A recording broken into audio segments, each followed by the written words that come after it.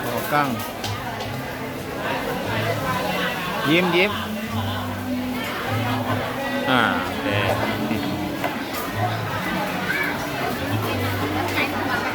ไม่เคยกินอ่ะ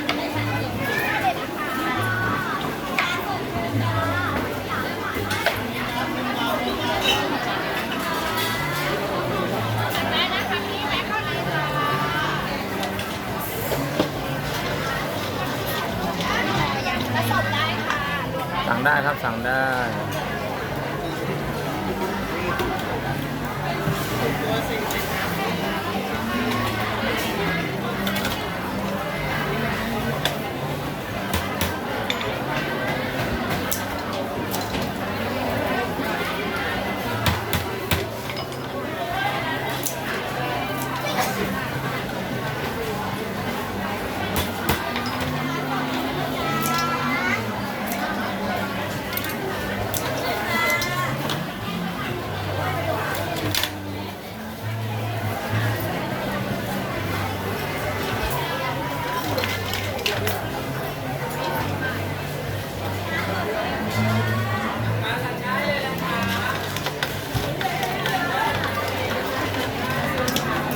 สำหรับทะเลดองนะเขาก็จะเอาไป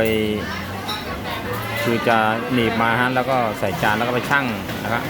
ชั่งก่อนนะว่าอะไรราคากี่ขีดแล้วราคาเท่าไหร่แล้วฮะแล้วก็มายำนะครับแบบนี้ครับ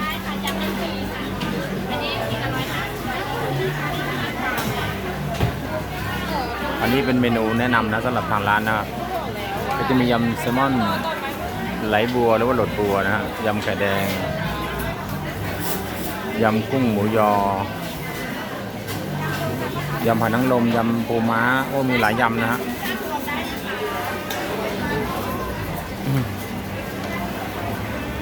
อันนี้เป็นโซนของหอยนางรมนะหมูยอไข่แดงฮะหลดบัวอันนี้จะเป็นสะดือหอยรู้สึกนะ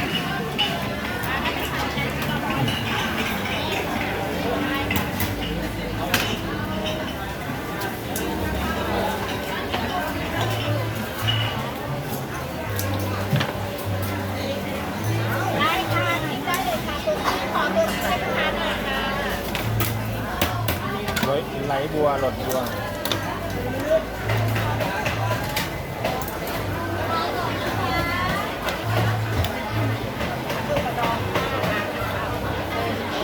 หมดแล้วก็ได้หลดบัวมันต้องตัดอย่างนี้ครับมันต้องตัดลึกขนาดไหนเลยครับตัดนี่เราไม่ตัดเลยแล้วพี่มันก็ตัดอย่างนี้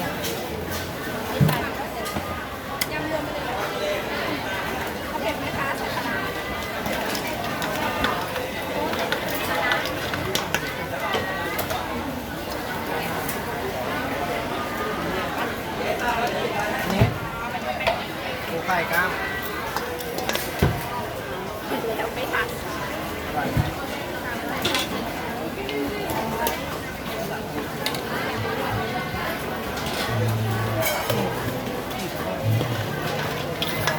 อันนี้กับม้าสาวของใครมา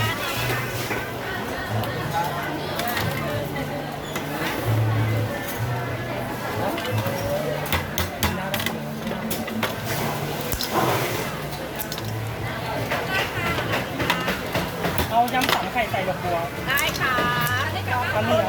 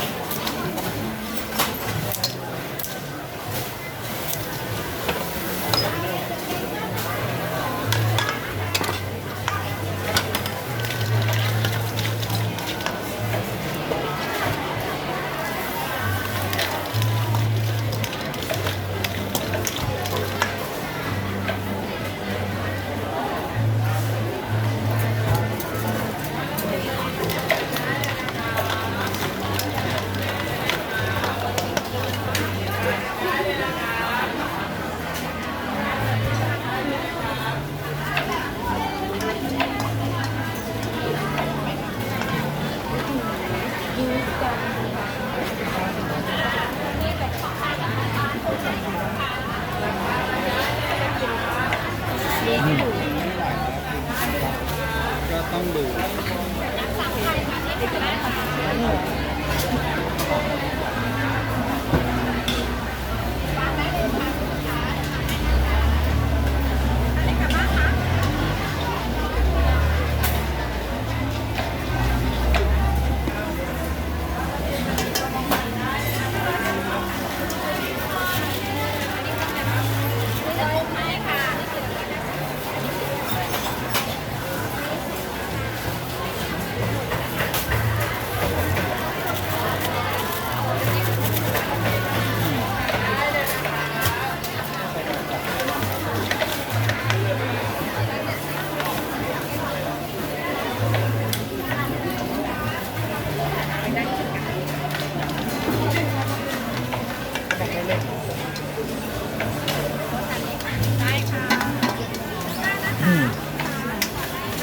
ยำสำไข่นะฮะ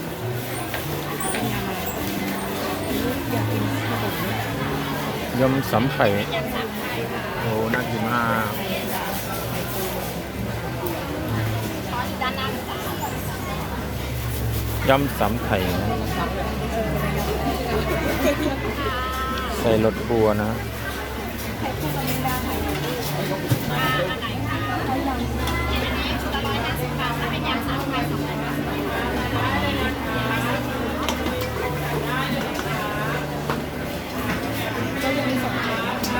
มี3ไข่ค่ะจริงๆมี4ไข่นะคะจะเป็นไข่ปลาหมึกไข่ปลาหมึกคือหมึกกระดองอะค่ะ มียำ มียำสี่ไข่ด้วย 4ไข่แต่ว่าจะเป็นทั้งเป็นยำ3ไข่เลือกได้ค่ะลูกค้าเลือกได้ที่ร้านไหนจะดูของมันคือมาค่ะ อันนี้คือแบบนี้อร่อยจัง เอาก็คืออะไรนะ พี่เจ้ามีเงินสดไหมเดี๋ยวมีเท่าไหร่มี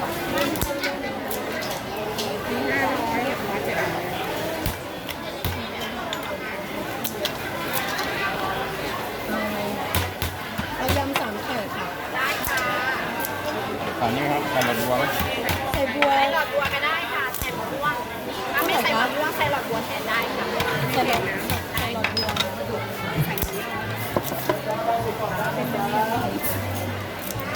เอาคืนเนี่ยนะ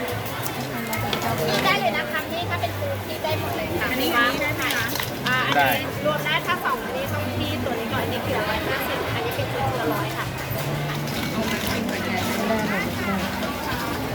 อันนี้ยำ3 ไข่นะคะ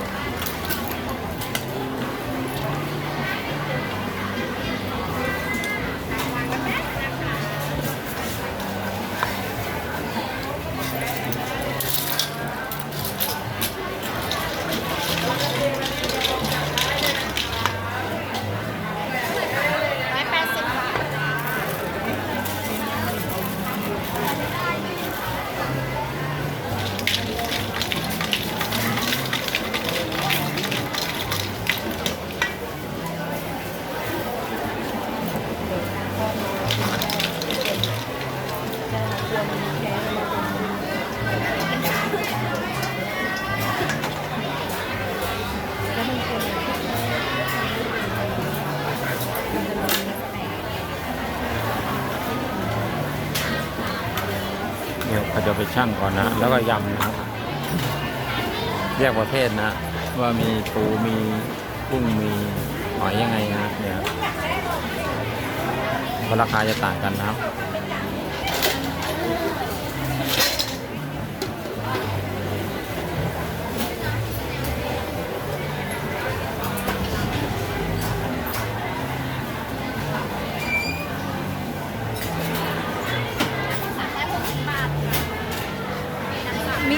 อปไหมคะ จ่ายผ่านแอป มีด้านนู้นนะ โอเคเดี๋ยว แม่มณี คืออันนี้เดียว รวมทุกอย่าง ไข่เลยใช่ไหมคะใช่ไข่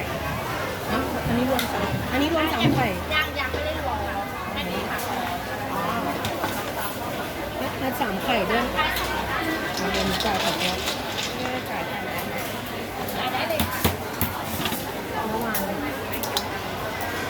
โอนได้นะคะ กระเป๋าชุดให้ทำงานอยู่ตรงนี้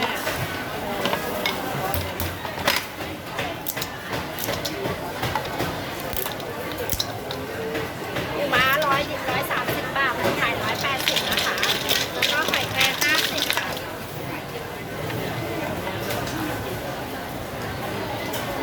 สแกนอันนี้250ใช่ไหมคะ ได้ค่ะสาม ถ้าใส่อันนี้เท่าไหร่เหมือนกัน ได้ค่ะราคาเดียวกันเพราะว่า อันนี้แถมให้ อันนี้เขาแถมให้ เมื่อกี้36 แถมให้ อันนี้180 บาทมี130แล้วไข่แครง50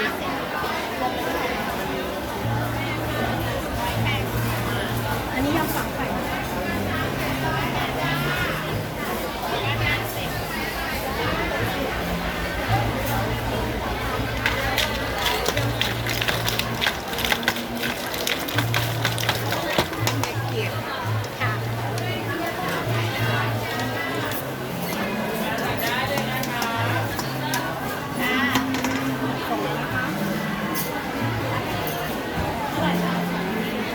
250ค่ะ3ไข่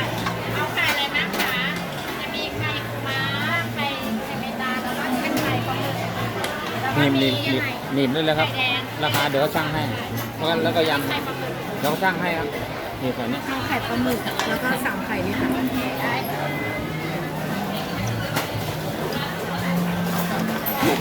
อันนี้รวมกล่อง นั้นชุดราคาถ้าเพิ่มหอยกระปุกละ60 เอาเพิ่มเป็น310 250ได้ค่ะ350 จะได้เปลี่ยนนะ ได้ค่ะ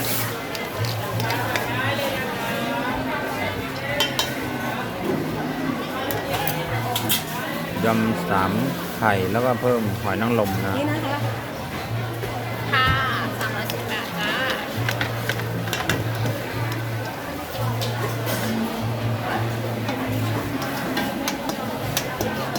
อันนี้เผ็ดน้อย เผ็ดน้อยค่ะ อันนี้เป็นน้อย ใช่ไหมเผ็ดน้อยมาก เอาเผ็ดขนาดไหน ถ้าไม่เผ็ดก็เพิ่มได้นะคะ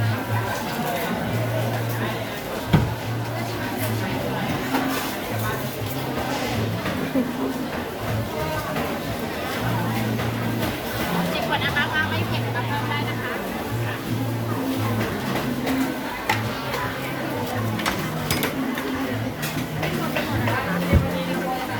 อันนี้ของบ้านจ๋า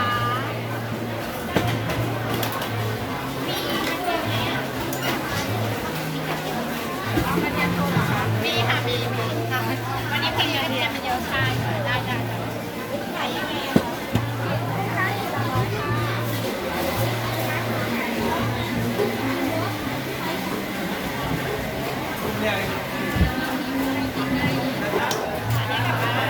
อันนี้ค่ะ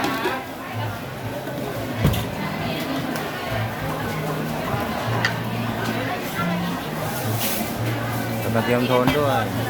ลูกค้าขอเราจะมีให้ กระเทียมโทนนะครับกินกับกุ้งนะ ยังไม่ฟรีนะคะ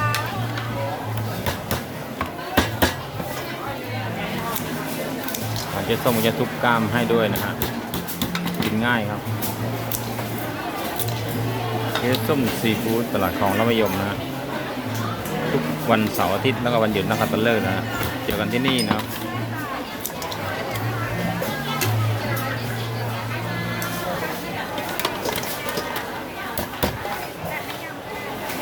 ยังให้ฟรีนะคะกินได้เลยจ้า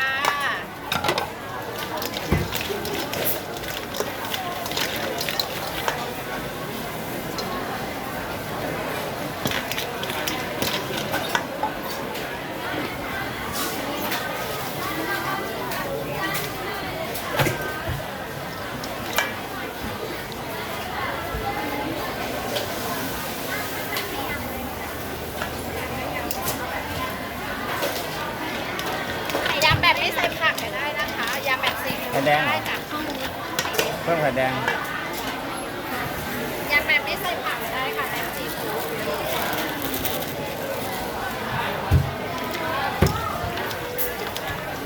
ถึงกระมังแล้วกินคนเดียวนะ ไม่หมดเราใส่ถุงกลับบ้านได้นะคะ เขากินหมดเขากินคนเดียว หมดเนาะนะ อ๋อมีพี่กินด้วย แต่ว่าไม่รู้พี่จะกินแกงเปล่า ถ้ากลัวคนอื่นแย่งตะมุดมุ้งกิน เดี๋ยวเพื่อนแย่งกินหมดนี่ครับประมาณครึ่งกิโลได้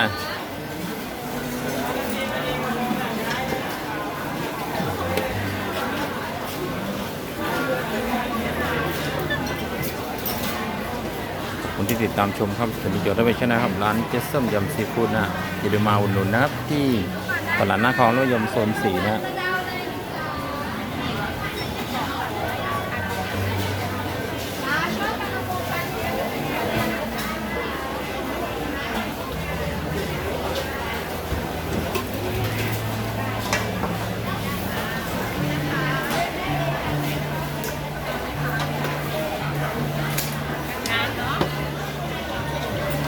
อันนี้กลับบ้านกลับบ้านนะคะ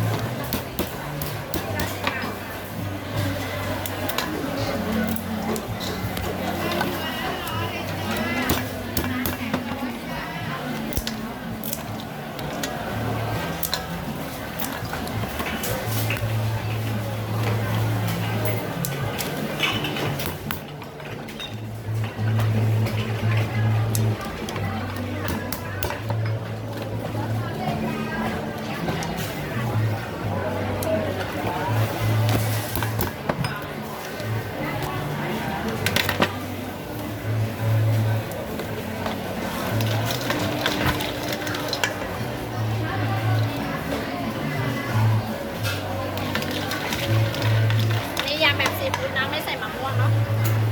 ใส่มะเขือไหมคะ